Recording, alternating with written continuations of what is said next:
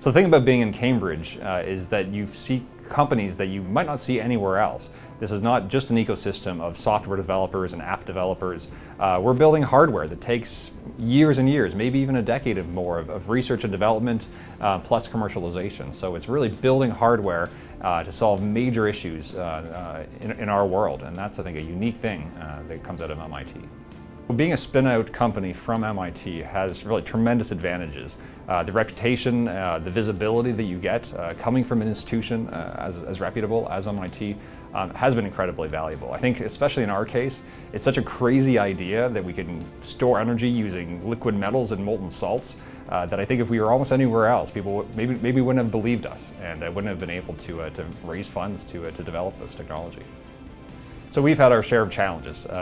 Getting the initial cell chemistry working in the lab was a huge undertaking. Then identifying that we need to actually explore new chemistries to lower the operating temperature of the cell, to improve its cell voltage. That was a whole new effort, and there was a tremendous group of researchers at MIT, largely funded by our industrial partner at the time, Total, a French energy company, as well as grants from ARPA-E and other folks.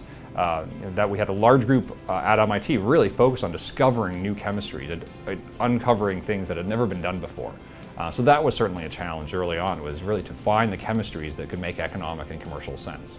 So right now our technology is still working at the cell level, and we've begun testing out systems and developing manufacturing processes for this technology. We're still very much in the development stage.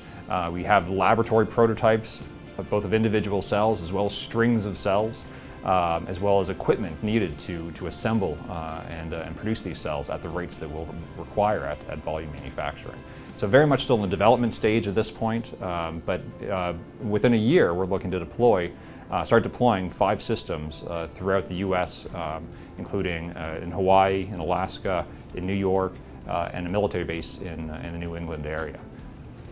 I think the value that larger corporations could bring to a company like us, certainly as a strategic partner, as someone that would be interested in willing to deploy our first prototypes. Obviously funding for those is very helpful.